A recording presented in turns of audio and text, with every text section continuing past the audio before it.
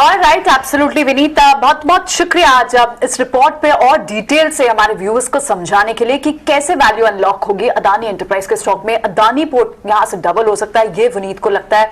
और जो value add होगी वो मेजरली आपको एयरपोर्ट बिजनेस से एक बड़ा कंट्रीब्यूटर एयरपोर्ट बिजनेस में लगता है कि और भी तमाम इंक्यूबेटिंग बिजनेसेस की बात की इस रिपोर्ट में विनीत ने। बहुत बहुत शुक्रिया विनीत इस पूरी जानकारी के लिए, समय देने के लिए बहुत बहुत शुक्रिया। और अब चलिए अब सर पर इस वक्त क्या टेक्निकल व्यू रखना चाहिए। अदानी पर तो एक खास आपने चर्चा देखी है, अदानी स्टॉक्स पर, लेकिन इस वक्त मार्केट्स पर क्या करना चाहिए आपको?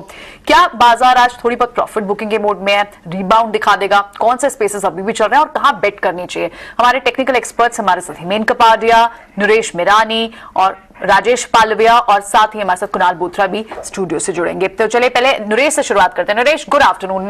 क्या रेंज देख रही है? 16,000 16,200 इसके बीच की ये रेंज शायद हम कल भी आपसे जब चर्चा हो रही थी तो आप ये कह रहे थे, क्या आप lower end of the range है? यहां से आप कैसे देख रहे हैं, इंडेक्स पे कैसे ट्रेड करेंगे और क्या कॉल्स होंगी? अभी भी इंडेक्स में ओवरऑल थोड़ा बड़ा रेंज होगा, 15,950 नीचे और 16,250 ऊपर में, और इस रेंज में ही ट्रेड करना चाहिए कुछ दिनों तक। एक अच्छा रिकवरी हो चुका है 1000 पॉइंट का, और अब अगर कुछ दिन कंसोलिडेशन हो तो अच्छी बात है। और stock specific, sector specific moves रहेंगे, तो जहां पे बैंक्स एंड ऑटोज अभी भी अच्छे लगते हैं, तो ये दो सेक्टर्स है, और कैपिटल गुड्स है कि जहां पे एक और नया लीडरशिप आ रहा है, तो ये तीन सेक्टर्स में फोकस रहना चाहिए। राइट, ठीक है नरेश, आप तो रेंज 15,900 तक की नीचे की दिखती है, लेकिन यहाँ पर ट्रेडिंग बेट्स क्या ले रहे हैं आप? सबसे पहले रहेगा बेट बजाज ऑटो पे, जिसमें एक अगर डिविडेंड एडजस्टेड प्राइस देखे तो ये ऑलमोस्ट ब्रेकआउट पर है। सो यहाँ पे एक मोमेंटम मूव आ सकता है, जैसे ये 3900 के ऊपर सस्टेन करता है। एक शॉर्ट टर्म मूव आ सकता है 4200 प्लस तक का। सो ये बाई रहेगा, स्टॉप लॉस 3800। दूसरा बाई रहेगा लार्सन एंड टूब्रो, जिसने एक ब्रेकआउट दिया 2 दिन पहले और आज एक दिन पॉज का है। सो बाय ऑन डिप्स है, stop loss 1630, target 1750 short term. Right, Bajaj auto और एल&टी हम ये आई थिंक आप दूसरी बार या तीसरी बार ये हमारे शो पर एक्सपर्ट्स दे रहे हैं। L&T with high conviction Naresh को यहाँ पसंद आता है, भले आज एक दिन का पॉज हो, लेकिन 1750 तक के लेवल्स नरेश को लगता है एल&टी दिखा सकता है। Bajaj auto dividend adjusted price आपको दिख रहा है, तो ये दो स्टॉक्स रहेंगे जहां खरीदारी करने की राय होगी। हमारे साथ कुणाल बोथरा भी है स्टूडियो में, कुणाल से भी समझ लेते हैं। कुणाल, गुड आफ्टरनून, कैसे देख रहे हैं आप इस रेंज को? इनफैक्ट कुछ ऐड करना चाह रहे हैं आप? मैं कहना चाह रहा था कि रेल विकास को एक बड़ा ऑर्डर 1800 करोड़ हिमाचल हाईवे से ऑर्डर मिला, स्टॉक 2% ऊपर हो ये गया। बड़ा ऑर्डर है अजय, क्योंकि ये 6,000 करोड़ की तो कंपनी है मार्केट वैल्यू के हिसाब से, 1800 करोड़ का तो ऑर्डर इसके पास आ गया। नहीं, इंडियन पीएसयू बहुत शानदार कर रही है। और दूसरा इसका मैं ऑर्डर बुक भी चेक कर रहा था, करीब करीब इसके FY21 के अंदर ये ऑर्डर बुक 75,000 करोड़ की है। अगर वैसे देखा जाए तो अब 2,000 करोड़ 75,000 करोड़ में करीब करीब 2 से 3% बन जाता है। ये टोटल यही सिर्फ इस सिंगल यही ऑर्डर हिमाचल हाईवे से ऑर्डर मिला है और रेल विकास को। और सरकार का इससे ना एक और पॉइंट भी क्लियर होता है, सरकार जो दूर दराज एरिया में जो रेलवे पहुंचाना चाहती है, इंफ्रास्ट्रक्चर पहुंचाना चाहती है, उसका एक बड़ा क्लियर मैसेज यहाँ पे है। जैसे ये हिमाचल हाईवे का नाम सुनाई देगा ना, तो आपको कुछ ऐसे दिखेगा।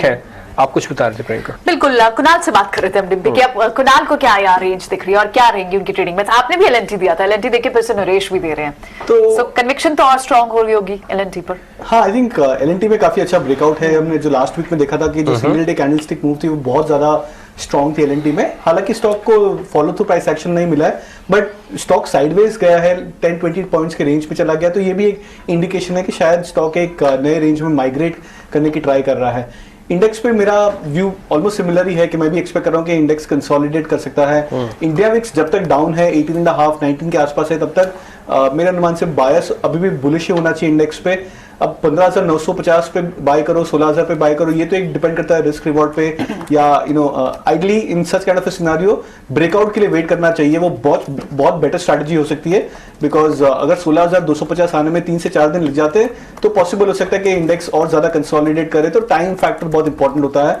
तो मैं 16,250 के लिए वेट करूंगा, जब भी वो लेवल ब्रेक हो तब आई थिंक इंडेक्स पे ट्रेड करना चाहिए। तब तक बायस बुलिश है, बट एक्सपेक्ट कर रहा हूँ कंसोलिडेट कर इंडेक्स। ठीक है, तो ऐसे में पिक्स क्या ले रहे हैं आप? स्पेसिफिक फोकस बैंकिंग स्टॉक्स पे है। पहला स्टॉक मैं पिक करूंगा पीएसयू बैंकिंग नेम पे, वो है इंडियन बैंक। ये भी एक बहुत ही ज्यादा क्लासिकल चार्ट बनता हुआ नजर आ रहा है। वीकली चार्ट्स पे तो एकदम evident bullish flag pattern breakout हुआ है स्टॉक पे। Lower higher highs and higher lows का पैटर्न भी कंफर्म किया है। स्टॉक ने वीकली चार्ज पे, तो इसका रिकमेंड करूंगा बाय के लिए। 185 का टारगेट, स्टॉप लॉस 169 का। और सेकंड रहेगा प्राइवेट सेक्टर बैंक्स में small name, that's DCB bank. इसने भी आज अपने 50 as well as 200 moving average को ब्रेकआउट किया है। गोल्डन क्रॉसओवर की कगार पे है स्टॉक, तो 50 डीए में जैसे भी 200 डे मूविंग एवरेज को क्रॉसओवर करेगा तो मेरे अनुमान से एक बहुत स्ट्रॉन्ग ट्रेंड बनता हुआ नजर आ सकता है स्टॉक में भी। तो इसको भी रिकमेंड करूंगा बाय के लिए। 92 का टारगेट रख सकते हैं यहाँ पे, स्टॉप लॉस रख सकते हैं 82।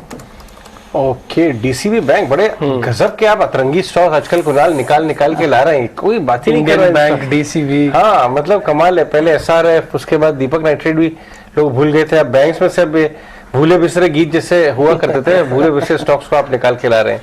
एनीवे, चलिए आगे बढ़ते हैं, राजेश पालवे को भी जोड़ते हैं। राजेश, आप क्या ट्रेडिंग आइडियाज डिस्कस करेंगे आज हमारे साथ?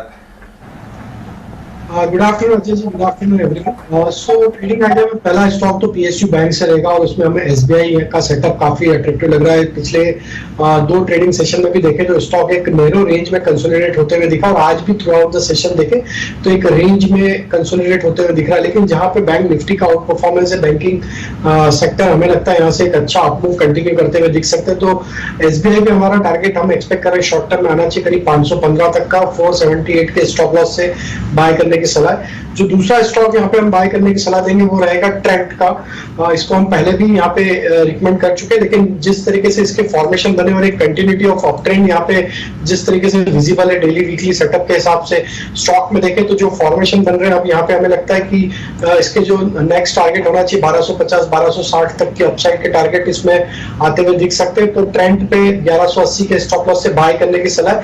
और तीसरा जो स्टॉक है वो रियल एस्टेट स्पेस है और उसमें हमने डीएलएफ का सेटअप काफी प्रॉमिसिंग लग रहा है। आज के सेशन में अगर हम देखें तो एक डेली सेटअप में एक छोटी टाइम फ्रेम पे देखें तो राउंडिंग बॉटम फॉर्मेशन बनके अब ये प्रीवियस स्विंग हाई को यहाँ पे क्रॉस करते हुए दिख रहा है। स्टॉक अब 50 डे 100 डे मूविंग एवरेज के ऊपर सस्टेन करते हुए दिख रहा है। तो जिस तरीके के यहाँ पे सेटअप बने हमें लगता है डीएलएफ भी यहाँ पे बाय किया जा सकता है। अपसाइड के टारगेट 365 370 तक आते हुए दिख सकते हैं। स्टॉप लॉस रखेंगे करीब 340 का। ठीक है, तीनों शेयर फ्यूचर्स के अंदर है और डीएलएफ पे भी सर बुलिश है। थोड़ी देर पहले ये चलना भी शुरू हुआ है, इसका इंट्राडे चार्ट देखेंगे तो आपको दिख जाएगा।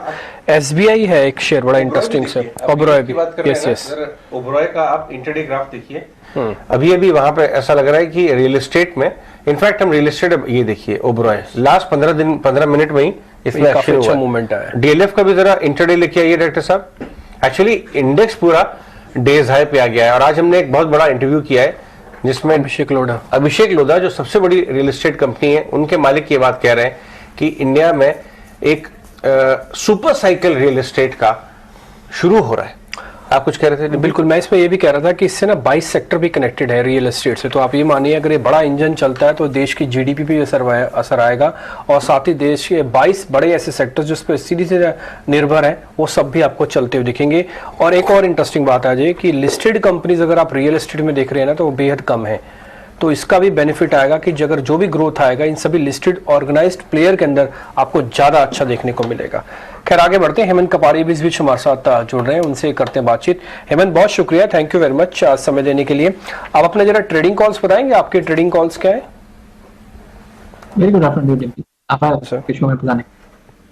ट्रेडिंग कॉल्स फर्स्ट रहेगा वेदांता डिम्पी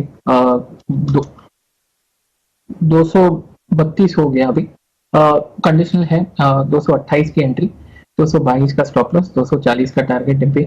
ओवरसोल्ड है, पॉजिटिव डाइवर्जेंस है, क्रॉस ओवर बाय है और मेटल में शेकआउट है लेकिन आई स्टिल फील मेटल में बाउंस कुछ खत्म नहीं हुआ है।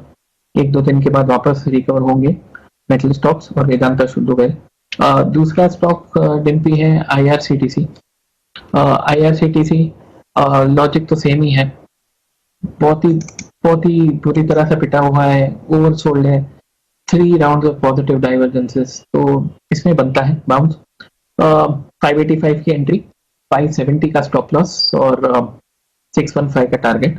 और लास्टली डिम्पी दीपक नाइट्राइट रेंज में है, हालांकि अभी तक ब्रेकआउट आया नहीं है लेकिन जिस हिसाब से पैटर्न बन रहा है ब्रेकआउट की पूरी तैयारी है, कंप्लीट सपोर्ट बाय ऑसिलेटर्स। तो 1800 की एंट्री, 1740 का स्टॉप लॉस डिम्पी और 1920 का टारगेट आज सुबह भी हमारे साथ कुणाल जब जुड़ रहे थे, शायद उनका टारगेट 1920 ही था, मेरे को अच्छे से याद है, 1900 की कैटेगरी में उनका टारगेट था। 1740 आप स्टॉप लॉस दे रहे हैं, अच्छी बात है। और आपकी लिस्ट में IRCTC भी आया है, एक दो दिन से ये शेयर भी थोड़ा अच्छे से चलने लगा है। ये इंटरेस्टिंग स्टॉक, आपने मोमेंटम वाले शेयर्स दिए हैं हेमन आज, और बड़ा ही ठीक है, ये दोनों शेयर्स पे हम जरा ध्यान रखेंगे। हाँ जी, सुदीप शाह भी जुड़ रहे हैं हमारे साथ SBI सिक्योरिटीज से। सुदीप, आप बताइए आपके क्या ट्रेडिंग आइडियाज हैं?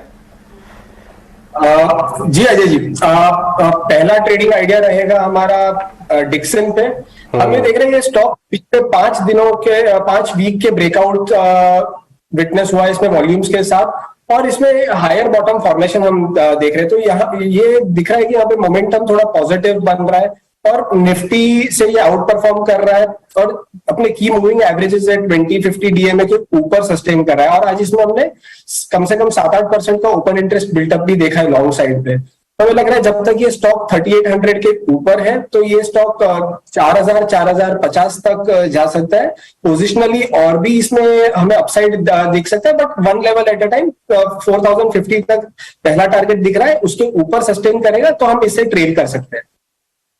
बहुत अच्छा स्टॉक आपने लिया, ये मेरी भी शीट में था, ये लिस्ट में था मेरी। इसका 6 मंथ ग्राफ दिखाइए जरा। प्रियंका को मैं याद दिला दूं कि यहाँ पे ET Now स्वदेश पे हमने स्टोरी ब्रेक की थी कि जो इसका बहुत बड़ा एक क्लाइंट है Xiaomi, उनके यहाँ कुछ ED रेट्स हुए थे। ये देखिए नीचे में कितना गया, ये थोड़ा और बड़ा लंबा 1 साल ग्राफ लीजिए, शायद 2800 रुपए का लो दिया था उस दिन, और हमने आपको मैनेजमेंट के साथ यहाँ पे चैनल पे बताया था कि but it's not the told news है ना Ajay, hardly I think April या मई में न्यूज़ आई थी। तो हाँ, वो जो नीचे वाला डिप हाँ, देख रही है, हाँ 2800 वही हुआ होगा, वहां से अच्छा रिवर्स होके आया ये, और अब 3800 रुपए का 1000 रुपए ऊपर है, बट यहाँ से बहुत रिवर्सल बाकी है अभी इसके अंदर।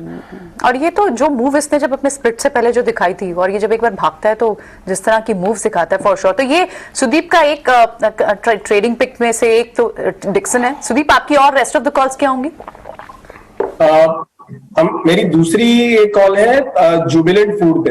अगर हमने देखा है जुबिलेंट फूड ने पिछले कुछ दिनों से बहुत अच्छा पॉजिटिव मोमेंटम ये काउंटर ने दिखाया है, और एक छोटे टाइम फ्रेम पे अगर हम देखें तो एक सिमेट्रिकल ट्रायंगल ब्रेकआउट फॉर्मेशन ये दिखा रहा है, तो 555-560 के एक बहुत क्रूशियल सपोर्ट के ऊपर ये होल्ड कर रहा है पिछले 4-5 दिनों से, और अपने की मूविंग एवरेजेस के ऊपर भी सस्टेन कर रहा है, जो एक दर्शा रहा है कि इसमें मोमेंटम बना रहा है, पॉजिटिव है। और जो कि हम देख रहे हैं कि पिछले कुछ दिनों से मिड कैप में अच्छी चाल दिख रही है, लार्ज कैप साइडवेज हो रहे हैं, तो ये एक अच्छी पिक हो सकती है अगले कुछ दिनों के लिए। तो हम इसमें रिकमेंड कर रहे हैं कि 560 के स्टॉप लॉस के साथ 610 से लेकर 615 के अपसाइड टारगेट के लिए। डिक्सन इनफैक्ट इस वक्त एफएनओ में भी गेनर, टॉप गेनर में से 3.5% की तेजी के साथ डिक्सन, और बाकी आपको तेजी दिखेगी सारे PSU बैंक स्पेस में। PSU बैंक, हाँ जी हाँ, PSU बैंक में रिस्क रिवॉर्ड बहुत ही शानदार हो गया था, और इसलिए आपको Can bank, BOB, PNB, union bank, इन चारों स्टॉक्स को अपने रेडार पर रखना पड़ेगा। लेकिन आज हम 2 दिन से ये बात कर रहे हैं कि सेलेक्ट केमिकल स्टॉक्स वापस आ गए। हमारे पैनलिस्ट भी ये बात बोल रहे हैं। हिकल की बात करते हैं, जरा हिकल को लेके आइए।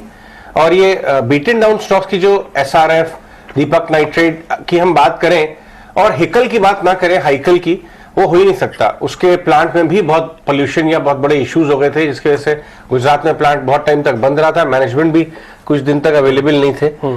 मैं वो शब्द नहीं बोलना चाहूंगा मैं, लेकिन मैनेजमेंट मिल नहीं पा रहे थे कंपनी वालों से, कहीं किसी को ही नहीं मिल रहे थे, किसी को नहीं मिल रहे, सही बात करें। तो ये स्टॉक 1 साल में कितना नीचे आया है? 3 महीने में 50%। लेकिन मैनेजमेंट और कंपनी के स्ट्रक्चर किस तरह के थे कि इन्होंने चीजें हैंडल कर ली और अब रिवाइवल आ रहा है। क्या ये बॉटम आउट हो गया है राजेश? हाइकल में एक रिकवरी ट्रेड के लिए खेलना चाहिए क्या? आज का जो 7 दिन में इनफैक्ट 5% ऊपर आया है। राजेश, हाइकल को देखेंगे आप हमारे लिए?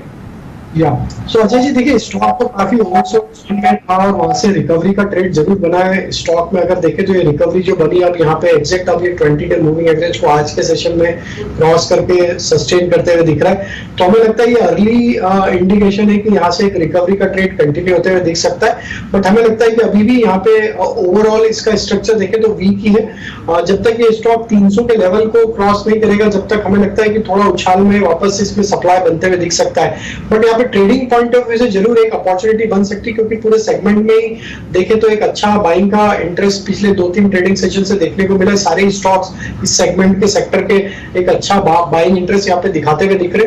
तो छोटा स्टॉप लॉस रखेंगे हम करीब 238 के आसपास का, और अपसाइड के टारगेट अभी जो ट्रेडिंग पॉइंट ऑफ व्यू से हमें लगता है आ सकते हैं वो आना चाहिए करीब 270-285 तक के अपसाइड आते हुए दिख सकती है, वहां प्रॉफिट बुक करने की सलाह है।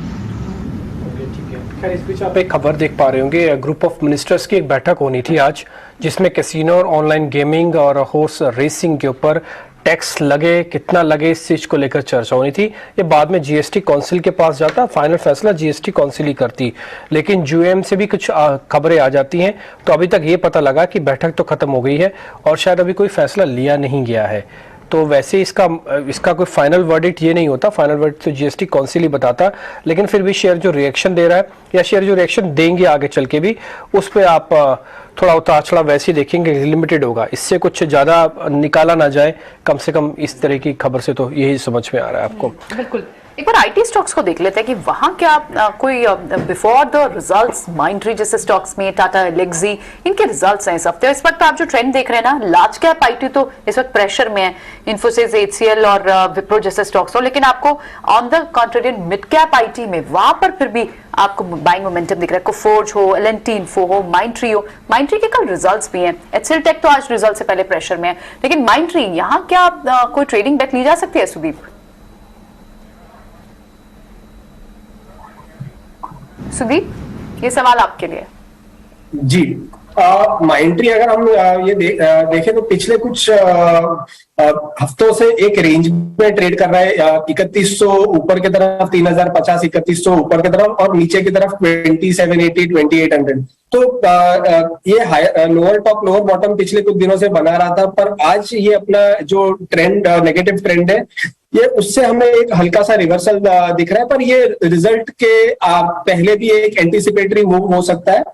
तो हमें लग रहा है कि एक बार एटलीस्ट यहाँ पे डाउन साइड लिमिटेड है, पर अपसाइड के लिए हम 2920 के ऊपर ही इसमें बाइंग की सलाह देंगे कि 2920 अगर सस्टेन करता है, जो 6-7-8 तारीख का तकरीबन हाई है पिछले हफ्ते में 2925 का जोन, तो ये उसके ऊपर सस्टेन करेगा तो ही हमें इसमें बाई करना चाहिए। तो एटलीस्ट वीकली टाइम फ्रेम में भी जो उसका lower top lower bottom formation है उसे नेगेट करके ये एक पॉजिटिविटी की तरफ जा सकता है। सो अबाउट 2925 इसमें हम बाई कर सकते हैं, और 2850 का उसके बाद स्टॉप लॉस होगा। तो आई थिंक इसके रिजल्ट्स आ जाएंगे। 2925 की आप बात कर रहे हैं, कल इसके रिजल्ट्स आने हैं, तो अभी तो वेट एंड वॉच है, अभी नो ट्रेड जोन है सुदीप के लिए माइंडट्री का स्टॉक। लेकिन एक बार एक पोल पूजा ने तैयार किया है, जहां उन्होंने एनालिस्ट की राय ली है कि माइंडट्री के रिजल्ट्स को लेकर उनकी क्या एक्सपेक्टेशन है। ये इस पोल को एक बार सुन लेते हैं पूजा से। पूजा जी, माइंडट्री के नतीजे कुछ मिले जुले रह सकते हैं। वैसे तो सीजनली स्ट्रॉन्ग क्वार्टर होता है कंपनी के लिए, लेकिन कुछ इम्पैक्ट यहाँ पर देखने को मिल सकता है। सबसे पहले अनुमान की बात करें तो आय में हमारा अनुमान है कि 7% की ग्रोथ देखने को मिलेगी, डॉलर आय में 4% की ग्रोथ देखने को मिल सकती है, और मुनाफे में करीब 1.5% की ग्रोथ एक्सपेक्टेड है। पॉजिटिव ये होगा कि ये सीजनली स्ट्रॉन्ग क्वार्टर होता है। जो क्रॉस करेंसी रेवेन्यू ग्रोथ है उसमें सालाना क्वार्टर ऑन क्वार्टर देखेंगे तो 5% की ग्रोथ रहेगी, और हर एक सेक्टर सेगमेंट अच्छा परफॉर्म करेगा। खासकर कि जो रिटेल वर्टिकल है उसको छोड़ दे तो सारे ही वर्टिकल्स में हम अच्छी ग्रोथ एक्सपेक्ट कर रहे हैं। बस रुपी डेप्रिसिएशन का फायदा जरूर दिखाई देगा, लेकिन क्योंकि क्रॉस करेंसी हेडविंड्स भी है उसका भी इंपैक्ट यहाँ पर देखने को मिल सकता है। तो जो रुपी का फायदा मिलना था इनको डेप्रिसिएशन का, वो कहीं ना कहीं ऑफसेट होता हुआ दिखाई देगा। मार्जिन्स की बात करें तो वीजा, ट्रैवल कॉस्ट और वन टाइम मर्जर रिलेटेड जो एक्सपेंसेस होंगे उससे इनके मार्जिन पर असर पड़ सकता है, और एट्रिशन रेट भी काफी ज्यादा रह सकते हैं। इस तिमाही काफी इंपॉर्टेंट होगा ये देखना कि मार्जिन जो 20% पर है वो आगे भी सस्टेनेबल रहते हैं या नहीं, उसको लेकर क्या आउटलुक रहता है, इस पर हमारी नजर रहेगी। एल&टी इन्फोटेक के साथ जो मर्जर की बात हो रही थी उसके टाइमलाइन पर कि कब तक ये इंटीग्रेशन पूरा होगा, साथ ही साथ डील्स से जुड़ी जो प्राइस हाइक या प्राइस इंक्रीज की बात करें, और एट्रिशन को लेकर भी क्या आउटलुक होता है माइंडट्री की तरफ से, इन तमाम बातों पर हमारी नजर रहेगी। चलिए आगे बढ़ते हैं, एक स्टॉक के बारे में बात करते हैं। स्मॉल कैप स्टॉक है लेकिन काम काफी बड़े कर रहा है, और वो है जेंसॉल इंजीनियरिंग। ये जेंसॉल इंजीनियरिंग के चार्ट को लेके आइए। इसमें वॉल्यूम थोड़ा कम होता है, 20-25 हजार शेयर आज ट्रेड हुए हैं, लेकिन अगर आप लास्ट 6 महीने का ग्राफ लेके आइए तो आपको दिखेगा इसने शेयर होल्डर्स के लिए काफी वैल्यू इस कंपनी ने क्रिएट की है। डायरेक्टर साहब 6 महीने का ग्राफ लेके आइए। ओके, आगे चलते हैं। इसमें अब क्या हो रहा है, जेंसॉल इंजीनियरिंग में अभी उन्होंने एक्सचेंजेस को एक खबर दी है कि वो एक यूएस में EV based electric vehicle startup को खरीदना चाहते हैं। इसकी मदद से वो 600 या 700 करोड़ का टर्नओवर कर पाएंगी ये कंपनी, और 700 करोड़ का तो कंपनी मार्केट कैप है, उतना टर्नओवर ये आय कर रहे हैं FY24। अनमोल सिंह जग्गी हमारे साथ इस समय जुड़ रहे हैं, कंपनी के फाउंडर हैं। और मैं आपको एक और बात बता दूं कि अनमोल सिंह, अगर आप दिल्ली और एनसीआर के एरिया में रहते हैं और आपने blue smart mobility, blue smart cabs, EV cabs company के बारे में आपने देखा ही होगा, आपने यूज भी की होगी, जैसे प्रियंका भी मैं बता रही थी, तो उनके भी फाउंडर यही है। लेकिन अनमोल की ये लिस्टेड कंपनी जेंसॉल इंजीनियरिंग है जो ईवीज बना के दूसरे कंपनीज को सप्लाई करती है और अपनी ग्रुप कंपनी को भी देती है। अनमोल, बहुत बहुत शुक्रिया आज हमसे बात करने के लिए। आज हम जेंसॉल इंजीनियरिंग के बारे में बात करेंगे। हम समझ रहे हैं कि वहां पे आप अपने ईवी फुटप्रिंट को बड़ा बनाना चाहते हैं, तो अभी बताएं कि ये जो आप कुछ फंडिंग की बातचीत भी चल रही है आपकी कंपनी में, फंडिंग लाने की, तो सबसे पहले आप बताना चाहें कि ये बिग बॉयज का मार्केट है ईवी, तो आप जैसी कंपनी उस वहां पे क्या अटेम्प्ट कर रही है? श्योर सर, पहले सर थैंक यू, आपका आपने हमें इनवाइट किया उसके लिए बहुत थैंक यू। एंड हमने ये देखा सर कि जो हमारी दूसरी कंपनी, जैसे आपने ब्लू स्मार्ट के बारे में भी बोला, इंडिया में परेशानी ये हो रही थी कि सर कि EV manufacturers, EV 4 wheel manufacturing और ईवी 3 व्हील मैन्युफैक्चरिंग एक्चुअली बहुत ही कम कंपनीज कर रही हैं, और जो कंपनीज कर भी रही हैं वो उनकी वॉल्यूम बहुत कम है। सिर्फ आप लगाइए पूरे महीने में सिर्फ 2 या 3 हजार ईवी गाड़ी इंडिया में बन रही है 4 व्हील और 3 व्हील मिला के, जो कि एक इंडिया जैसी बड़ी कंट्री के लिए बहुत ही ज्यादा कम, बहुत कम नंबर है। इस नंबर को हम चाह रहे हैं कि ये नंबर बढ़े, और इसलिए हमने ये डिसाइड किया कि एक प्रॉब्लम स्टेटमेंट नहीं है, ये एक्चुअली एक अपॉर्चुनिटी है बहुत बड़ी कि हम इसको खुद मैन्युफैक्चर करके इसको बड़ा किया जाए। और यहाँ पे कम से कम हम अपना जो प्लांट 1 हम लोग लगा रहे हैं, प्लांट 1 में हम लोग 1200 गाड़ी महीने की मैन्युफैक्चर करने वाले हैं, और प्लांट 2 में हम लोग 5000 गाड़ी महीने की मैन्युफैक्चर करने वाले हैं। प्लांट 1 जो है वो हमारा जनवरी 2023 में स्टार्ट होगा, और प्लांट 2 हमारा जुलाई ऑफ 2023 में स्टार्ट होगा। तो काफी सारी लोग एक्चुअली फ्यूल प्राइसेस से काफी परेशान हैं, फ्यूल प्राइसेस बहुत ज्यादा हैं और इलेक्ट्रिक व्हीकल्स की ऑप्शन ढूंढना चाहते हैं, बट इलेक्ट्रिक व्हीकल्स की अवेलेबिलिटी भी बहुत कम है और प्राइस भी बहुत ज्यादा है। इसको लेते हुए हमने ये डिसाइड किया, और हमारे पास ब्लू स्मार्ट के साथ काम करते हुए काफी अच्छा एक्सपीरियंस था इलेक्ट्रिक कार्स चलाने का। अभी ब्लू स्मार्ट में हम लोग 1800 कार्स चला रहे हैं, तो उनकी हमने देखी कि क्या क्या अच्छी चीजें हैं, क्या क्या चीजें और इम्प्रूव करनी है, और उसके हिसाब से हमने ये एक्विजिशन के लिए हमने हमारा टर्म शीट साइन किया एक यूएस बेस्ड कंपनी के साथ। अनमोल, ये बताएं कि अभी आपका रोड मैप क्या है यहाँ से? एक तरफ तो आप कंपनी एक्वायर करना चाहते हैं, दूसरी तरफ कुछ इन्वेस्टर्स भी आपकी तरफ रुचि ले रहे हैं, तो इस समय अगर आप बताएं कि स्टेप बाय स्टेप नेक्स्ट 1-2 साल का रोड मैप।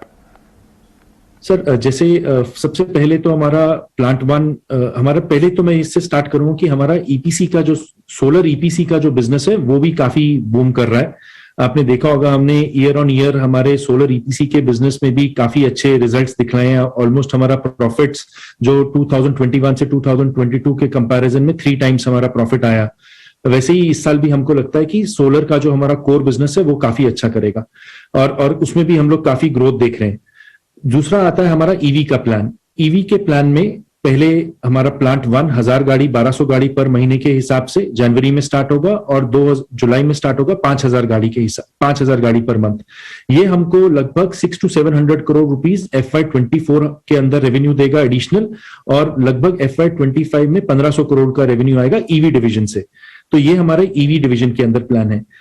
अभी हमने ये भी नोटिस किया सर, क्योंकि बहुत ही रेयरली एक ऐसी कंपनी अवेलेबल है जो कि ईवीज को बहुत इन डेप्थ समझती है, और क्योंकि तो इसके लिए हमारी तरफ में कुछ इन्वेस्टर की रुचि भी आई है, और हम अभी कुछ भी ऐसे कोई भी कंफर्म्ड हमने कुछ किया नहीं है, बट हमारी ऐसी उम्मीद है कि आगे जाते हुए कंपनी को ये बड़ा प्लांट सेटअप करने के लिए जरूर कुछ ना कुछ कैपिटल की जरूरत पड़ेगी। हालांकि कंपनी काफी वेल कैपिटलाइज्ड है, बट एक्सटर्नल कैपिटल की भी जरूरत पड़ेगी, तो हम जरूर बोर्ड अप्रूवल लेके एक कैपिटल रेस का भी प्लान जरूर लेके आएंगे।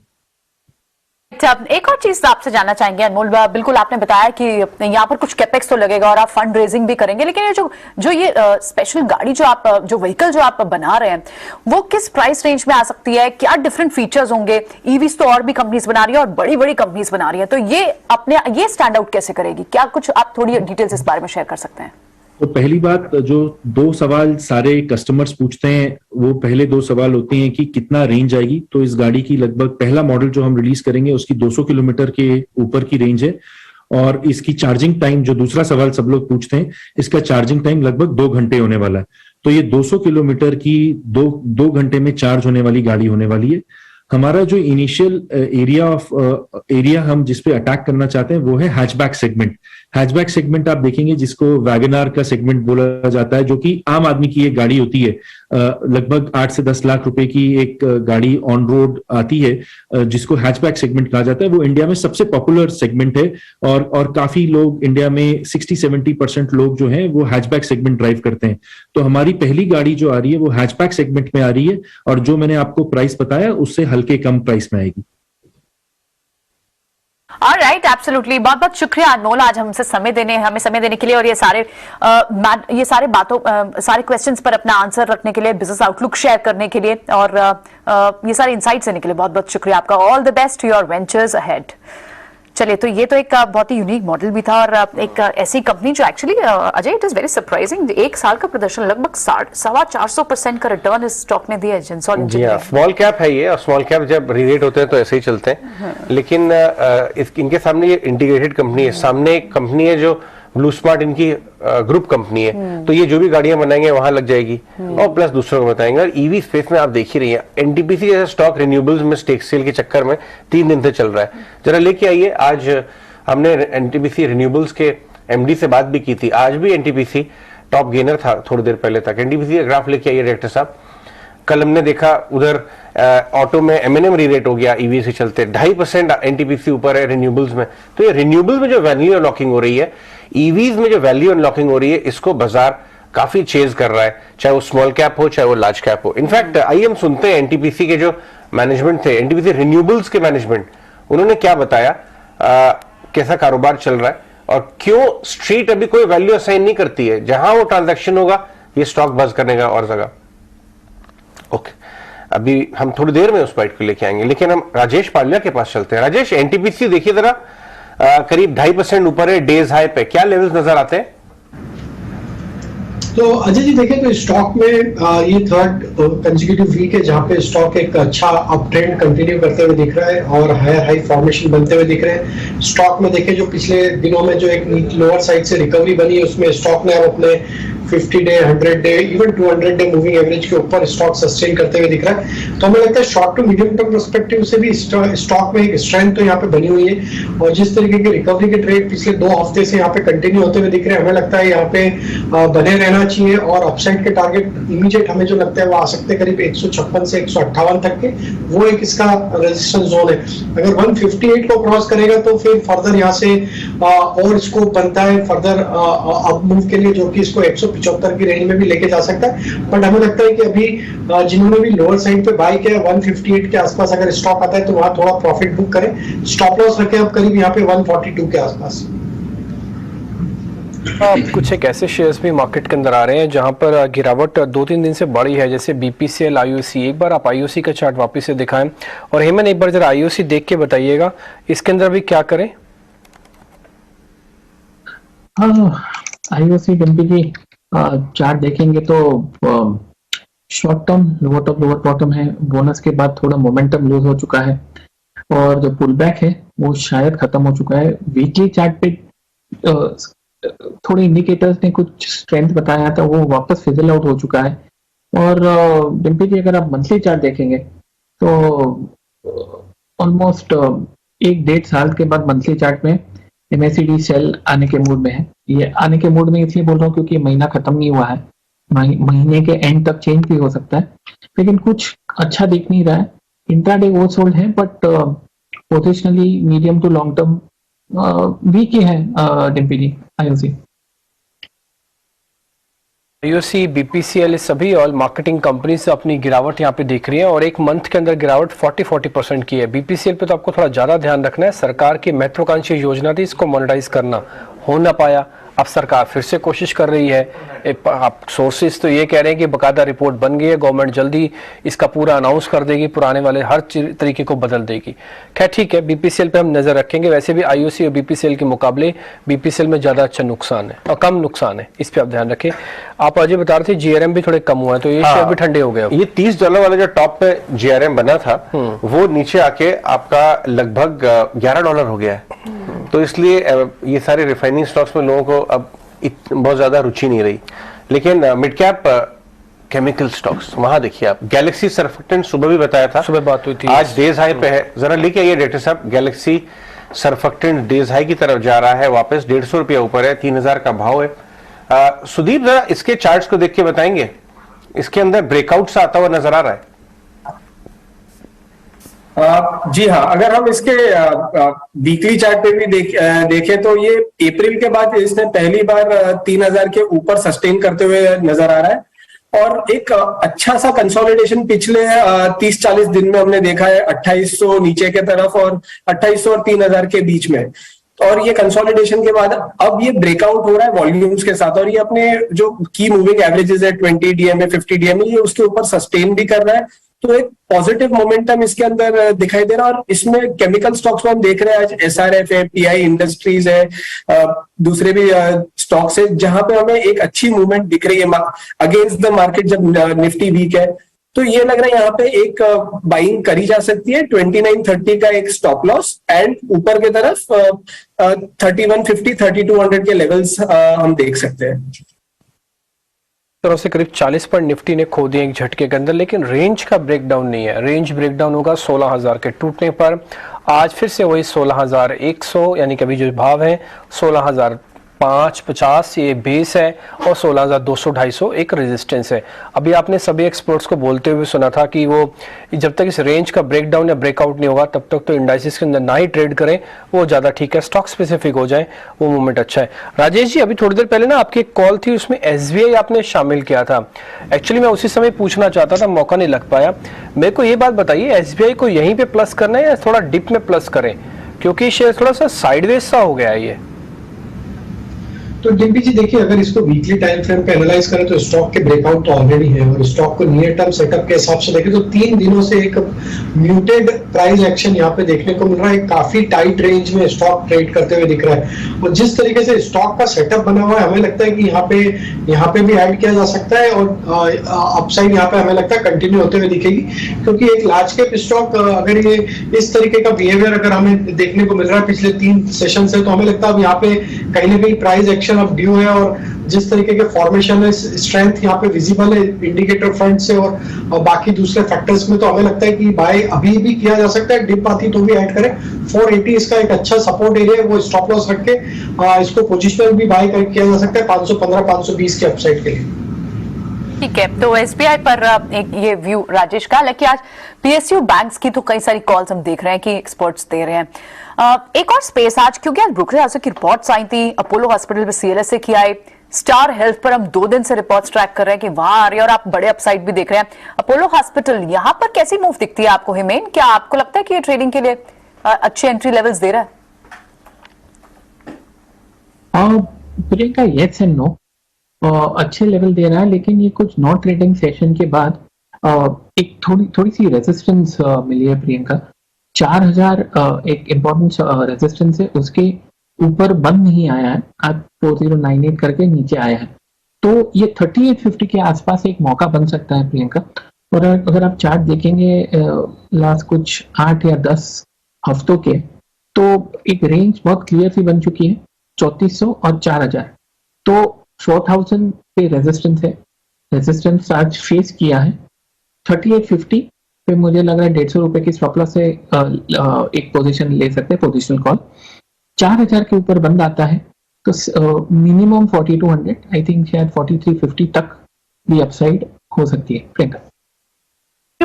ये स्टार हेल्थ के ऊपर नजर डालिए जरा, वहां भी एक बड़ा करेक्टिव फेज आके लास्ट कुछ दिनों में हम देख रहे हैं आए दिन वहां पे बाइंग हो रही है।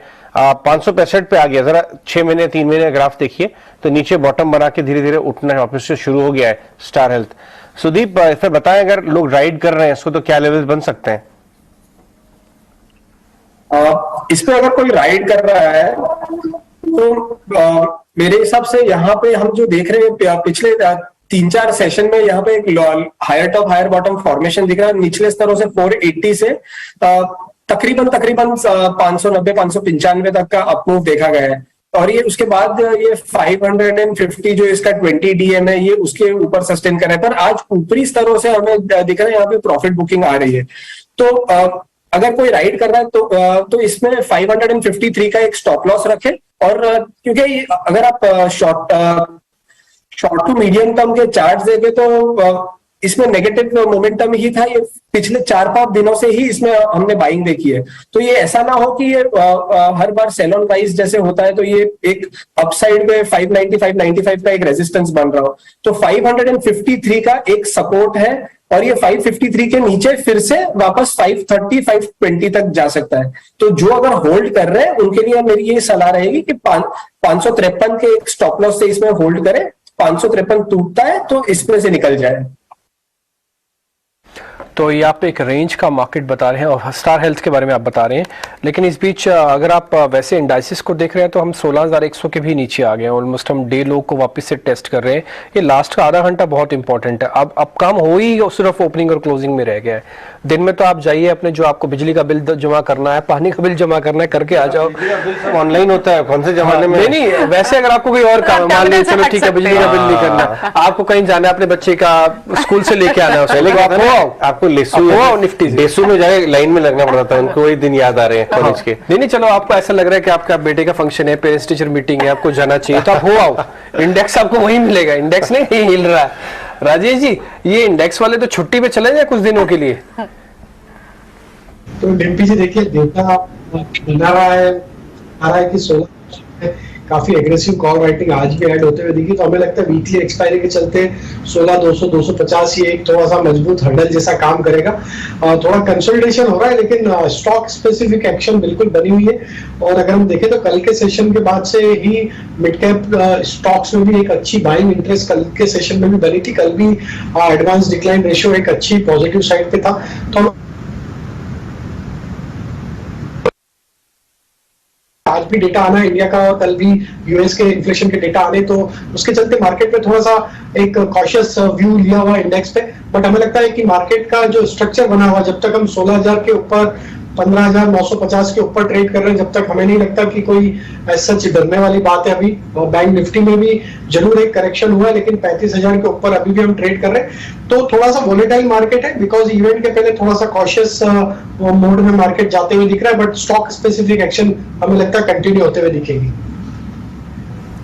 ठीक है, ऑलराइट, एब्सोल्युटली। तो ये ठीक है, स्टॉक स्पेसिफिक एक्शन तो काफी सारा है और इनफैक्ट स्टॉक स्पेसिफिक एक्शन अगर आईटी में बात करें, एचसीएल टेक के नंबर्स हैं, आप इस पर भी एक प्रीव्यू तैयार किया है शरद ने कि कैसे एक्सपेक्टेशन रखनी चाहिए नंबर्स को लेकर। फिलहाल स्टॉक तो नर्वस है, इनफैक्ट सारे लार्ज कैप आईटी आप देखेंगे तो प्रेशर में है as compare mid cap IT में फिर भी एक्शन है। एक बार चलिए एस्टिमेशन समझ लेते हैं कि स्ट्रीट को उम्मीद क्या है आज। शरद बताएं, एचसीएल टेक के नंबर्स कैसे आ सकते हैं, क्या की पॉइंट्स होंगे या की कॉमेंट्री होगी जिस पर नजर होगी? लोढ़ा भारत का सबसे बड़ा, बिल्कुल अगर देखा जाए तो दूसरी बड़ी आईटी कंपनी इनके रिजल्ट्स आने वाले हैं। टीसीएस के जो है थोड़े से डिसअपॉइंटिंग सेट ऑफ रिजल्ट्स आए थे। और अगर एचसीएल टेक की बात करते हैं तो यहाँ पे भी स्टॉक जो है लगभग 30% इस साल ऑलरेडी गिर चुका है। अब इंपॉर्टेंट आंकड़ों की बात करते हैं, रुपी रेवेन्यू में जो लगभग 3% का ग्रोथ का इजाफा है। डॉलर रेवेन्यू लगभग सपाट रहने वाली है और ये जो है उनके जो ऑपरेशनल नंबर्स होंगे, जो ऑपरेशनल प्रॉफिट्स जो एबिट कहते हैं, वो भी जो है सपाट आने का अनुमान है। हालांकि मार्जिन में दबाव रहेगा, लगभग 40 बेसिस पॉइंट्स का अनुमान है कि तिमाही तर तिमाही जो है एक इम्पैक्ट देखने मिल सकता है। जो कांस्टेंट करेंसी रेवेन्यू ग्रोथ होती है, जो एक आईटी कंपनी की इंपॉर्टेंट फैक्टर होती है ट्रैक करने के लिए, यहाँ पे 2.5 से लेकर 3% तक का ग्रोथ का अनुमान है। और यहाँ पे जो ग्रोथ आएगी उनकी आईटी सर्विसेज और इंजीनियरिंग सर्विस के सेगमेंट से ग्रोथ आने का जो है ओवरऑल एक्सपेक्टेशंस है। मार्जिन में इम्पैक्ट जरूर रहेगी क्योंकि वीज़ा कॉस्ट में बढ़ोतरी हुई है, ट्रैवलिंग कॉस्ट बढ़ी है और वेज हाइक्स हुए हैं, तो इसके कारण जो है ये इंपॉर्टेंट मार्जिन पे दबाव रहेगा। लेकिन एट्रिशन लेवल से इस चीज़ पे भी एक फोकस रहने वाला है। और जो डील साइज का एक्सपेक्टेशंस है वो लगभग 1.5 से लेकर $2 बिलियन का जो डील साइज है वो रहने वाला। अगर आगे देखते हुए कमेंट्री देखे तो दो इंपॉर्टेंट बात रहेगी, डील पाइपलाइन और एट्रिशन लेवल्स कैसे रहते हैं, और इंपॉर्टेंट बात रहेगा कि जो गाइडेंस होती है उसमें कोई कटाव या जो घटाव देखना मिल सकता है कि नहीं। और जो लास्ट क्वार्टर में जो गाइडेंस था, मैं एक बार रिपीट कर देता हूँ, रेवेन्यू ग्रोथ गाइडेंस 12 से लेकर 14% ईयर ऑन ईयर बेसिस पे सीसी ग्रोथ पे था वित्त साल 2023 के लिए, और एबिट मार्जिन गाइडेंस जो वित्त साल 2023 के लिए था वो लगभग 18 से लेकर 20% तक हो सकता है। तो एनालिस्ट एक्सपेक्ट कर रहे हैं कि एक डाउनग्रेड देखने मिल सकता है इन गाइडेंस में। तो ओवरऑल जो है मिक्स सेट ऑफ रिजल्ट्स या थोड़े weak set of results expect कर सकते हैं HCL टेक से। एक थोड़ा मार्जिन पे प्रेशर आएगा तो इसको वीक सेट ऑफ नंबर्स आप कह सकते हैं। खैर मिस्टर भसीन इस बीच हमारे साथ जुड़ रहे हैं, उनका करते हैं स्वागत और उनसे शेयर पता करते हैं।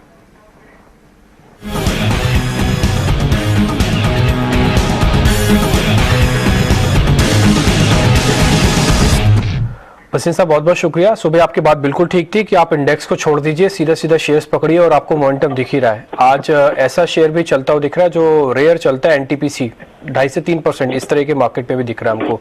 अच्छा सर, HCL टेक के ना नंबर्स आने हैं शाम को। अभी हमारे सहयोगी शरद ये बता रहे थे कि थोड़ा मार्जिन पे प्रेशर आएगा।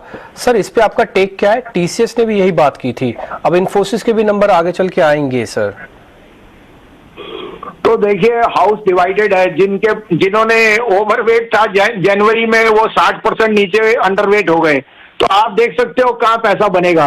OIT में आउटसोर्सिंग है। HCL टेक की बुक अगर आप देखें तो that's expanding very very strongly, और मुझे लगता है जो मार्जिन प्रेशर है that is more to do with wage hikes.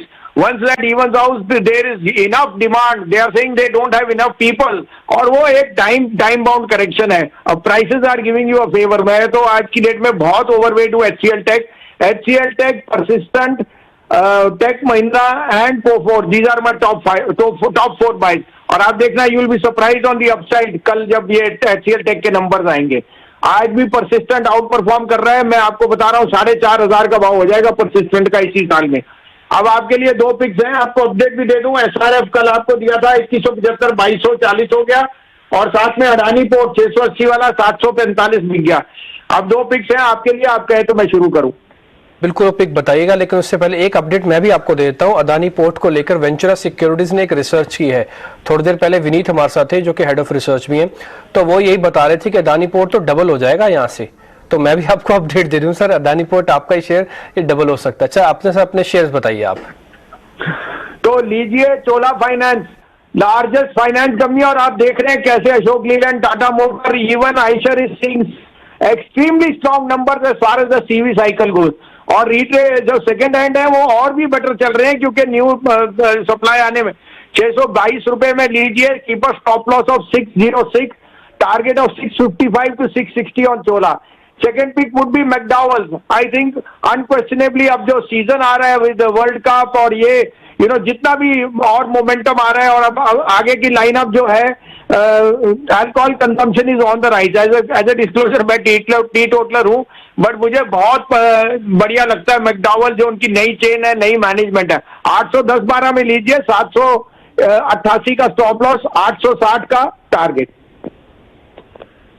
All right Sanjeev ji, बहुत बहुत शुक्रिया आज हमसे बात करने के लिए। संजीव भसीन वैसे तो टी टोटलर है, बट स्टॉक्स हर तरह के उनके रेडार पे रहते हैं। आगे चलिए, आपको एक और स्टॉक दिखा दूं मैं, जोमेटो को स्टॉक को लेके आइए इंट्राडे। जी हाँ, बाजार नीचे आ गया, 150 पॉइंट नीचे, लेकिन सेलेक्ट स्टॉक्स जो है बहुत अच्छा कर रहे हैं। और स्टॉक स्पेसिफिक मार्केट ही देखिए 5.5% ऊपर है, करीब 3 रुपए ऊपर, लेकिन इसमें इतना वैल्यू डिस्ट्रक्शन हुआ है। एक और स्टॉक लेके आइए इंडस टावर। ये जितना आपका अदानी ग्रुप का 5G में जो फोरे हो रहा है उसके चलते ये 3 दिन से 1 हफ्ते का चार्ट लेके आइए। सुदीप आपके साथ चेक करते हैं इंडस टावर, इसमें मोमेंटम बनता हुआ नजर आ रहा है लास्ट 3 दिन से। जो लेके बैठे हैं वो पकड़ के बैठे रहे, अभी हायर लेवल लगते हैं।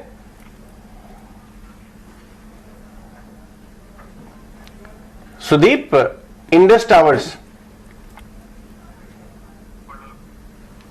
जी हाँ अजय जी, इसमें जिसने भी पिछले कुछ दिनों में हम देख रहे हैं कि इंडस टावर में एक कंसोलिडेशन के बाद ब्रेकआउट आ रहा है, और आज का जो प्राइस एक्शन देख रहे हैं वहां पे ओपन इंटरेस्ट भी बढ़ा हुआ है, और जिन्होंने भी होल्ड किया है इनको 210 के स्टॉप लॉस से मुझे लग रहा है 235 240 के ऊपरी स्तर दिख सकते हैं।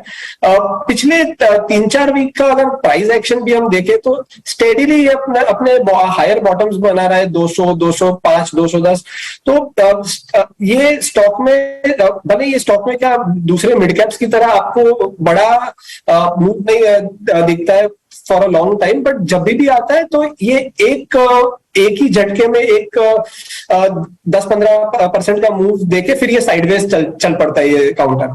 तो यहाँ पे फिलहाल जो ओपन इंटरेस्ट बढ़ रहा है, जो प्राइस वॉल्यूम एक्शन दिख रहा है, तो उससे लग रहा है कि 210 के स्टॉप लॉस से इसमें होल्ड कर सकते हैं। 235 237 का अपसाइड हमें लग रहा है इसमें हो सकता है इंडस टावर में।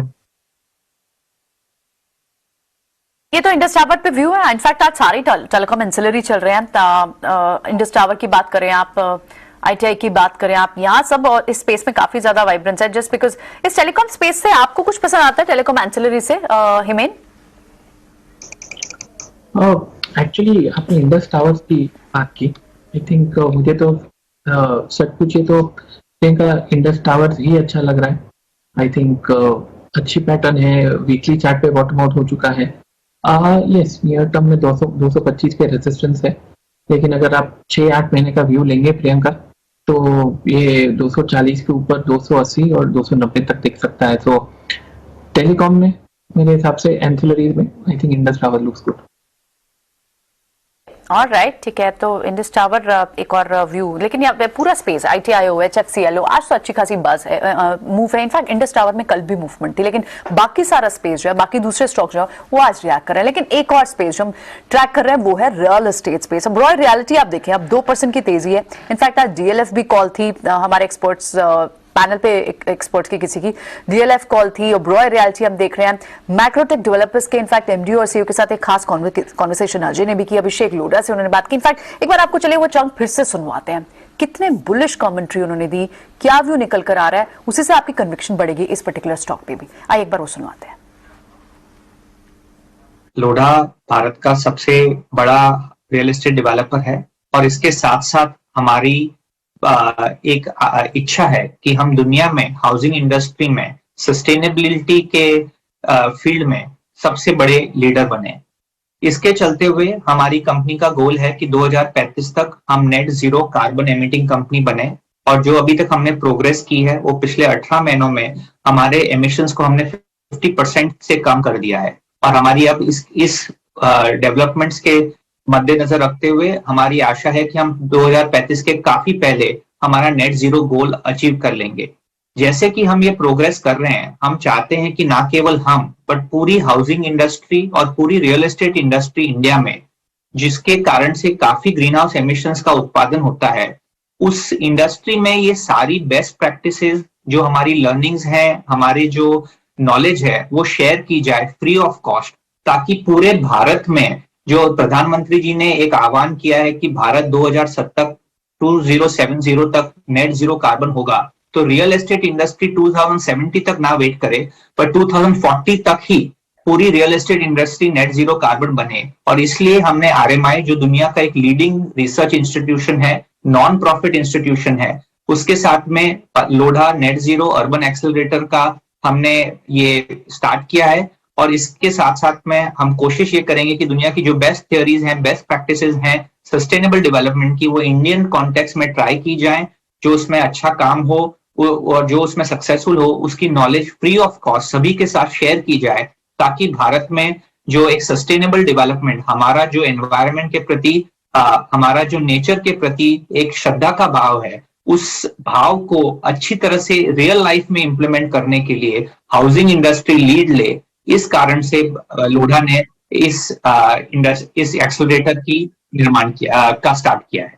अभिषेक, हमें एक बात आप समझाएं, एज अ सेक्टर लीडर, आप देश की सबसे बड़ी कंपनी है, जब आप सस्टेनेबल एफर्ट्स की तरफ मूव करते हैं, रिसोर्सेज के बेटर एलोकेशन की तरफ मूव करते हैं, सीमेंट है, स्टील है, उसको सही तरीके से इस्तेमाल किया जाए, फ्रूगल इंजीनियरिंग की तरफ मूव करते हैं, तो ये एक तो देश के लिए, एनवायरनमेंट के लिए बहुत फायदेमंद चीज है, क्योंकि रिसोर्स एलोकेशन बेटर होता है, संसाधन का बेहतर इस्तेमाल होता है। लेकिन उसके अलावा आपके शेयर होल्डर्स के लिए और कंपनी के लिए भी कैसे ये एक बहुत अच्छी बात है और बेहतराई की बात है, ये आप एक्सप्लेन करें हमें। बिल्कुल अजय, ये तो आप देखते ही हैं कि जो नेचर है वो हमसे कभी कुछ लेता नहीं है, वो हमेशा देता ही है। तो अगर हम नेचर के बारे में सोचेंगे तो उससे हमको बहुत कुछ मिलेगा, और उसमें ये भी मिलता है कि कंपनी के ऑपरेशंस एफिशिएंट होते हैं, मटेरियल का यूटिलाइजेशन कम होता है, उससे प्रॉफिट में भी इंप्रूवमेंट हो सकता है। पर मोस्ट इंपॉर्टेंटली इस तरीके की होलिस्टिक सोच से कंपनी के अंदर एक अच्छे उत्साह का, पॉजिटिव एनर्जी का निर्माण होता है। और इन सभी कारणों से हमारा मन है कि सस्टेनेबल डेवलपमेंट ना केवल सस्टेनेबिलिटी के दायरे से परंतु ओवरऑल किसी भी कंपनी, किसी भी कॉर्पोरेट की प्रोग्रेस के लिए बहुत ही जरूरी है और इंपॉर्टेंट है। एक और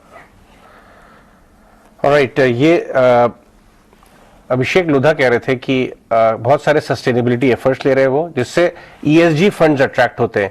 आजकल आपको पता होगा इम्पैक्ट फंड्स या एनवायरमेंट, सोशल गवर्नेंस की जो फील्ड में कंपनी कदम उठाती है, वहां पे ओवरसीज फंड ज्यादा आते हैं। तो आप इस स्टॉक के ऊपर नजर रखिए और पूरी स्पेस पर भी। कुछ और स्टॉक से बात करते हैं। ये किचन इंप्रूवमेंट और होम इंप्रूवमेंट का एक स्टॉक है पोकरना। राजेश, ये स्टॉक आपने देखा है, पोकरना आज अच्छे वॉल्यूम्स के साथ काम कर रहा है और होम इंप्रूवमेंट में पोकरना आज देखिए 8.5% हो गया। जरा इसके चार्ट्स देख के बताएंगे। अजय जी, काफी बड़े करेक्शन के बाद स्टॉक में रिकवरी का ट्रेड बनते हुए दिखा है। स्टॉक में लोअर साइड पे अगर हम देखें तो स्टॉक पे 415 से लेके 440-50 की रेंज में एक अच्छा बेस फॉर्मेशन करके अब ये स्टॉक में जो रिकवरी बनी, स्टॉक अब 50 डे मूविंग एवरेज के ऊपर ट्रेड करते हुए दिख रहा है। हमें लगता है जिस तरीके के प्राइस एक्शन और यहाँ पे चार्ट पैटर्न यहाँ पे बनते हुए दिख रहे हैं, अगर अभी ये स्टॉक यहाँ पे 485 के ऊपर सस्टेन रहेगा तो नेक्स्ट इसका टारगेट जो लगता है वो आना चाहिए करीब 550 से 560 तक की अपसाइड यहाँ पे कंटिन्यू होते हुए दिख सकती है। तो एक काफी बड़े करेक्शन के बाद स्टॉक में एक बेस बनने के बाद स्टॉक में स्ट्रेंथ यहाँ पे लौटते हुए दिख रही है। 485 के स्टॉप लॉस से होल्ड किया जा सकता है 560-565 के टारगेट के लिए। अगर आज वैसे आप देख रहे हैं तो परसेंटेज के लिहाज से बैंक निफ्टी ज़्यादा कमज़ोर है। आप कन्विक्शन के हिसाब से भी देखेंगे तो आईसीआईसीआई बैंक, एचडीएफसी बैंक, ये दोनों मिलकर निफ्टी के 25 पॉइंट खा रहे हैं। अगर आप एचडीएफसी को भी जोड़ दें, मैं वैसे अगर आप इंडाइसिस के हिसाब से तो करीब 8 से 10 पॉइंट यहाँ पर भी है। तो आईटी और बैंक्स आज दोनों ने मिलकर थोड़ा बाजार को कमजोर किया हुआ है। ये सभी शेयर्स, खासकर आईसीआईसीआई और एचडीएफसी बैंक, इन दोनों से बहुत उम्मीदें थी ट्रेडर्स को कि चलेंगे, चले भी, इसमें कोई दो राय नहीं है। आप लास्ट एक हफ्ते का देखिए, करीब 1500-1600 पॉइंट बैंक निफ्टी ऐड किया है। यस, ऐड किया है और उसमें एचडीएफसी बैंक का बहुत बड़ा योगदान रहा है। एग्जैक्टली मैं ये बात करना चाहता हूँ कि चला भी है, लेकिन यहाँ पे आके प्रॉफिट बुकिंग है। ये प्रॉफिट बुकिंग क्या रेंज को तोड़ देगी तब चिंता की बात है। अभी तो फिलहाल 16,000 बचा हुआ है। आज क्लोजिंग बेसिस पर हम अगर डे लो भी बंद हो जाते हैं ना, तब भी कोई फैसला मत लीजिएगा कि आपको कहीं कमजोर हो रहे हैं, क्योंकि हम डेज लो पे आ गए निफ्टी पे। हेमन, आपसे इस पता करना है, ये 16,000, 15,950 या 990 इस तरह की जो रेंज है, ये जब तक टूट ना जाए तब तक तो हम रेंज में ही रहेंगे ना इंडाइसिस की। एब्सोल्युटली, दो चीजें, 1000 पॉइंट चल चुका निफ्टी की बात करें तो एक तेजी का, मंदी का बड़ा गैप था 4 हफ्ते पहले, वो कवर हो गया। अभी तेजी के गैप थे वो कवर कर रहे हैं डिम्पी जी। अगर आप चार्ट देखेंगे, परसों का गैप था, 3 दिन पहले का गैप था, वो भर गया। अभी एक गैप बचा है 16,045 एंड 16,011। तो ये 16,045 और 16,011 के आसपास का गैप है, वो भरने आ रहा है बैंक निफ्टी। मुझे लग रहा है कल, आज या शायद कल भर जाएगा। वहां से सपोर्ट मिलना चाहिए और 15,900 के नीचे, जैसे आपने बताया रेंज है, उसके नीचे लगता तो नहीं है, क्योंकि विक्स अभी भी 19 के नीचे है। तो एक रनअप है, प्रॉफिट बुकिंग है, गैप भरने थे, वो भर रहा है। तो और अगर आप देखेंगे सेक्टर्स, काफी सेक्टर्स ओवरसोल्ड थे। आईटी भी थोड़ा वीक है, लेकिन मुझे नहीं लगता बहुत बड़ी गिरावट होगी। तो अक्रॉस सेक्टर्स भी थोड़े ओवरसोल्ड, रिकवरी, मतलब मार्केट का ब्रेथ भी थोड़ा इंप्रूव हो रहा है। तो एज ऑफ नाउ, जैसा आपने बताया, रेंज है, टूटने की उम्मीद तो नहीं है अभी। रेंज टूटने की उम्मीद थोड़ा कम लगती है, शेयर आपको टूटते हुए दिख रहे हैं। बालाजी अमाइंस में आपको एक और शेयर दिखा देता हूँ केमिकल्स का, जिसमें अच्छा मूवमेंट आए। पर जरा दिखाइए बालाजी अमाइंस, ये अमोनियम वगैरह बनाती है, बहुत ही मल्टी यूज होता है इसका जो केमिकल्स है बालाजी अमाइंस, और ट्रेडर्स का भी फैंसी शेयर है। एक बार आप चेक करेंगे सुदीप इसको, आपको कितना ठीक दिख रहा है ये बालाजी अमाइंस? इसमें जी डिम्पी जी, इसमें भी एक बड़े करेक्शन के बाद 3500-3600 के करेक्शन से जो 2750 तक नीचे आया था, उसके बाद हमें एक ये रिट्रेसमेंट मूव दिख रहा है, एक कंसोलिडेशन पिछले कुछ दिनों में हुआ था और ये 2850 2800 का एक इंपॉर्टेंट सपोर्ट जोन बना रहा था। आज इसमें हमें वॉल्यूम के साथ एक बढ़िया सा प्राइस एक्शन दिख रहा है और ये लग रहा है कि ये स्टॉक वैसे भी फंडामेंटली भी बहुत अच्छा है, पहले बहुत चल चुका है, उसके बाद एक बड़े टाइम पीरियड के कंसोलिडेशन में रहा है और आज हमें इसमें वीकली चार्ट पे भी अगर देखें तो एक अच्छा सा अपमूव दिख रहा है कि एक बेस फॉर्मेशन बना के चलने की एक संकेत दे रहा है। तो 3000 के स्टॉप लॉस के साथ हमें लग रहा है इसमें 3200 का एक पहला टारगेट हो सकता है एंड 3200 3220 के ऊपर सस्टेन करेगा तो it even can go up to its previous swing high, जो इसका प्रीवियस स्विंग हाई है 3400-3450 का, तो वो ट्रेड वहां तक भी एक्सटेंड हो सकता है। तो स्टॉप लॉस होगा 3000 का, पहला टारगेट होगा 3200-3220 का एंड उसके ऊपर 3400 का एक टारगेट हो सकता है। ठीक है, तो chemical space, speciality chemical stocks तो अच्छे चल रहे हैं, उसमें एक एक स्टॉक पर अब कई सारे स्टॉक्स हैं, एसआरएफ, दीपक नाइट्रेट, बालाजी माइंस पर अब आप अतुल लिमिटेड, ये सारे स्टॉक्स हैं जिन पर हम लगातार चर्चा कर रहे हैं। ऑटो एंसिलरी का एक स्टॉक है ल्यूमिक्स इंडस्ट्रीज। राजेश, आप एक बार इस स्टॉक को देखिए, आज 6-6.5% तेज है, इस पर क्या व्यू रहेगा? क्या ये आपको लगता है कि अभी भी राइड कर सकते हैं जिन लोगों ने इसमें एंट्री ऑलरेडी ली हुई है, और अगर नई एंट्री लेनी हो किसी को तो वो क्या कर सकते हैं? क्या अपॉर्चुनिटी मिस हुई है?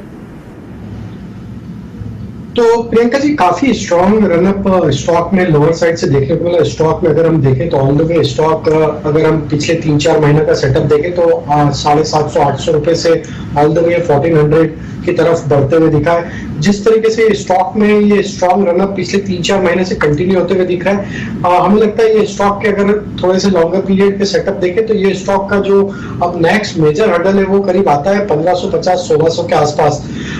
स्टॉक में काफी बड़ा रनअप ऑलरेडी इसमें हो चुका है, अगर कोई डिप मिलती है तो इसको ऐड किया जा सकता है। 1250 इसके लिए एक अच्छे सपोर्ट रहेंगे, अगर कोई भी करेक्शन इसमें आता है स्टॉक में तो वहां पे ऐड किया जा सकता है। तो हमें लगता है ओवरऑल इसके सेटअप तो पॉजिटिव है, थोड़ा सा डिप मिलता है तो ऐड करें, लेकिन जिस तरीके के फॉर्मेशन यहाँ बनते हुए दिख रहे हैं, हमें लगता है स्टॉक में पोजिशनल बेसिस पे 1700-1750 तक की अपसाइड भी आते हुए दिख सकती है। तो बाय ऑन डिप्स की रणनीति यहाँ पे लगाना चाहिए ल्यूमेक्स इंडस्ट्री में। आप देखिए इंडाइसिस को, पिछले 1 घंटे के अंदर निफ्टी ने करीब 100 पॉइंट खो दिए। 16,148 पे हमने कार्यक्रम को शुरू किया था, 150, अब हम 100 पॉइंट खोल के सीधा 16,040 पे आके ट्रेड कर रहे हैं। 172 पॉइंट का गैप था तब। बैंक निफ्टी भी गया। एक्चुअली में अगर आप देखेंगे तो बैंक निफ्टी में ना सीवियरिटी थोड़ी ज्यादा दिख रही है, क्योंकि इसके जो सपोर्ट है वो नियर बाय के नहीं है और 500 पॉइंट दूर के सपोर्ट है। तो इसलिए बैंक निफ्टी का क्रिटिकल लेवल आज 35,000 अगर ब्रेक होता है तो ये ज्यादा बड़ी प्रॉब्लम करेगा अगर आप इंडाइसिस का ट्रेड करते हैं तो। दूसरा पॉइंट, अगर आप कोई पुट देखना चाहते हैं तो एक बार 35,000 की, क्योंकि ये एट द मनी हो गया जहां पर आप खड़े हो, उसकी पुट है। राजेश जी, एक बार जरा आप अपने टर्मिनल को खोलिए ऑप्शंस वाले को, और उसमें जरा 35,000 के पुट है, अभी चल रहा है उसका रेट 210 का। सर ये 500 रुपए हो सकती है क्या पुट? मैं थोड़ा एग्रेसिव इसलिए हो रहा हूं, अगर 35,000 गया तो नियर बाय का सपोर्ट थोड़ा है नहीं जल्दी, तो हो सकता है डबल भी हो जाए। एक बार आप चेक करेंगे, 14th की एक्सपायरी वाली पुट है, 215-216 का भाव अभी है। 2 दिन हमारे पास समय होगा, 13-14 2 तारीख होंगे। तो देखिए काफी aggressive call writing higher side पे देखने को मिली है, तो जिससे लगता है कि हायर साइड तो अभी कैप होते हुए दिख रही है और पुट में अनवाइंडिंग बनी है। अगर पिछले 15-20 मिनट में देखें तो पुट में अनवाइंडिंग हुई है, ये क्लियर दिखाता है कि कहीं ना कहीं मार्केट में अब लोअर साइड का बेस जो था वो खिसकते हुए दिख रहा है, क्योंकि अपनी पोजीशंस को यहाँ पे पुट राइटर्स अनवाइंड करते हुए दिख रहे हैं। तो ये डेटा जो अभी हमने पिछले 15-20 मिनट में देखा, ये दिखाता है कि अगर बैंक निफ्टी में 35,000 का लेवल वायलेट होता है तो नेक्स्ट लेवल तो इसका 34,800 जो आप एक्सपेक्ट कर रहे हैं कि ये 500 हो सकता है, तो बिल्कुल हो सकता है, क्योंकि अभी भी 2 दिन का टाइम वैल्यू यहाँ पे इंटैक्ट है। और अगर 35,000 के ऑलमोस्ट हम नजदीक पहुंचते हुए देख रहे हैं तो इंट्राडे में तो यहाँ पे जरूर वीकनेस बनी है। नेक्स्ट सपोर्ट 35,000 है, अगर ये 35,000 तक भी आता है तो ये पुट के एटलीस्ट हमें लगता है इमीडिएट टारगेट तो आना चाहिए, करीब 300 से 350 तक के आते हुए दिख सकते हैं। लेकिन ये 35,000 को वायलेट कर देगा अगर बैंक निफ्टी, तो फिर इसमें 34,800 नेक्स्ट लेवल बनेगा, जो कि बहुत जल्दी आते हुए दिख सकता है। तो यहाँ पे बाय किया जा सकता है, 140 रुपए का स्टॉप लॉस रखें और अपसाइड का पहला टारगेट हम यहाँ पे लेंगे 350 का, और उसके बाद फिर 460 480 तक के अपसाइड के टारगेट के लिए ये पुट को बाय किया जा सकता है। ठीक है, और राइट, तो ये पुट को बाय करने की यहाँ सलाह तो है राजेश की, और लेवल्स भी बता रहे हैं आपको। लेकिन इस बीच में सुदीप क्या BTST ट्रेड्स यहाँ ले रहे हैं? सुदीप, आपके क्या होंगे? क्या आप carry forward bullish trades carry forward करेंगे, या आप भी थोड़ा हेड स्ट्रैटेजी लेकर जाना चाह रहे हैं? जी हाँ, मेरा एक BTST होगा। जैसे हम ये डिस्कस कर रहे हैं कब से कि केमिकल्स में और ये अलाइड सेक्टर्स में बाइंग हो रही है, तो मुझे लग रहा है कि एक बार PI इंडस्ट्रीज है जो एक वीकली चार्ट पे एक ब्रेकआउट दे रहा है, और डेली चार्ट पे भी हम देखेंगे तो पिछले 3-4 दिन का प्राइस एक्शन बहुत पॉजिटिव रहा है। तो मुझे लग रहा है ये स्टॉक को BTST लेके जा सकते हैं। PI इंडस्ट्रीज को एक सेफ स्टॉक है, अगेंस्ट द मार्केट वॉलेटिलिटी ये होल्ड कर जाता है। तो 2800 के स्टॉप लॉस के साथ इसमें 2880 2900 का हम टारगेट देख सकते हैं BTST में। PI industries. आज बंधन बैंक को छोड़ दे तो कोई भी बैंक ऐसा नहीं बचा जो कि आपको हरे निशान में दिखे, सभी के सभी लाल निशान में आ चुके हैं। और ज्यादा नुकसान आपको जो दिखेगा वो RBL और इंडसइंड बैंक के अंदर है। ICICI के अंदर भी नुकसान है, HDFC भी मैंने आपको नोटिस करवाया, वहां पे नुकसान है। बंधन बैंक की तो एक खूबसूरती क्योंकि इसने अपने रेंज को प्रोटेक्ट किया हुआ, और इसका जो नीचे का पैनिक लोज है वो काफी अच्छे से बने हुए हैं। तो इसलिए बंधन बैंक आपको एक और नोटिस करवाता हूं, अगर आप ट्रेड स्क्रीन करते होंगे, देखते होंगे स्क्रीन को, तो पहले ही 2 मिनट के अंदर बंधन बैंक आज इकलौता ऐसा बैंक था जो कि हरे निशान में आ गया था। तो इसका मतलब ये था कि किसी को बाजार खुलने की सिर्फ वेट हो रही थी, इसको सौदा पंच करना था, और बड़ा इंस्टीट्यूशनली होगा। हो सकता है कल ब्लॉक डील में इसका कहीं नाम भी आ जाए कि बंधन में कुछ चेंजेस हुए हैं। खैर एनी हाउ, इस पे तो हम किसी दिन और चर्चा करेंगे। इंडसइंड बैंक, एक बार इस पे आपकी रिकमेंडेशन चाहिए सुदीप। इंडसइंड बैंक पे आप अभी कोई ट्रेड लेना चाहेंगे? शॉर्ट का ट्रेड अगर लेना चाहेंगे क्या?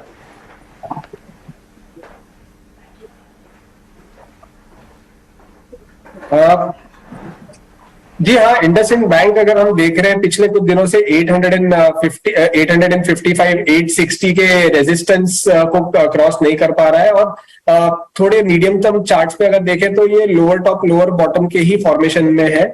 और पिछले 10-15 दिन के प्राइस एक्शन देखें तो ये, और आप अगर पिछले 3 महीने का भी प्राइस एक्शन देखें तो हर बार एक फॉल आता है, उसके बाद 5-6% की रिकवरी आती है, और फिर एक फॉल आ जाता है। तो मुझे लग रहा है ये जो 780 से जो स्टॉक ने रिबाउंड दिया है 840 860 तक, तो यहाँ पे 860 के लेवल्स पे एक रेजिस्टेंस बनता हुआ नजर आ रहा है। तो अगर कोई शॉर्ट भी करना चाहे ये लेवल पे तो शॉर्ट कर सकता है, पर 860 का एक कॉल लेके इसको हेज करें, क्योंकि बैंक निफ्टी ओवरऑल पॉजिटिव है। जैसे आपने सही कहा कि बैंक निफ्टी सिर्फ एक दिन के फॉल से हमें बैंकिंग में शॉर्ट पोजीशंस नहीं करनी चाहिए, बट ये stock individually on a individual level यहाँ पे रेजिस्टेंस बनते हुए दिख रहा है। तो अगर हम शॉर्ट भी करें फॉर अ डे और 2 तो हमें इसमें स्टॉप लॉस 864 का रखना चाहिए, और करंट लेवल से भी हमें 860 की कॉल इस एक शॉर्ट पोजीशन के साथ कॉल खरीद के इसे हेज कर लेना चाहिए। 4 मिनट है बंद होने में मार्केट। कोई STBT या BTST हेमन आपकी तरफ से, और हमसे क्या पूछे आप ही बता दीजिए कौन सा शेयर है?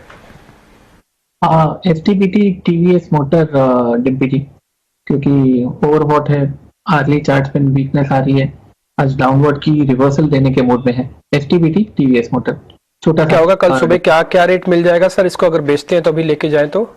STBT अभी 848 है, मेरे हिसाब से वो 10 रुपया मिलना चाहिए कल सुबह को। 838 is what one can expect tomorrow morning. Okay ठीक है, कल 10 रुपए मिल जाएंगे अगर आप STBT करके जा रहे हैं। अगर कल मार्केट कहीं भी गैप डाउन होता है तो शायद हो सकता है प्रॉफिट बुकिंग आए।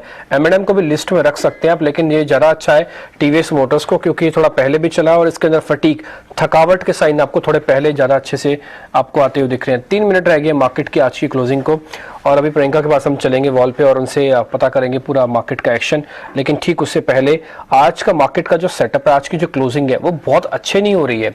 हालांकि इसमें कोई दो राय नहीं कि रेंज ब्रेकआउट नहीं हुआ, ब्रेकडाउन नहीं हुआ, बट फिर भी आप रेंज के लोअर एंड पे आप आ रहे हो। आज क्लोज अच्छा नहीं करके जा रहे हो, पहला पॉइंट। दूसरा, बैंकिंग की चिंता थोड़ी ज्यादा है आज, बैंक के एकदम बड़े पार्टिसिपेशन नहीं मिल रहा।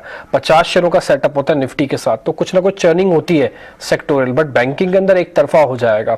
तो यहाँ पे थोड़ा सा आप ज्यादा एग्रेसिवली ध्यान रखिएगा, खासकर जो कॉल राइटिंग है और जो पुट के अंदर बाइंग है। अगर कोई ऑप्शन ट्रेड करता है तो बहुत अच्छे से आप अपने स्क्रीन पे लगा के रखिएगा और देखना होगा आपको इसमें ढंग से।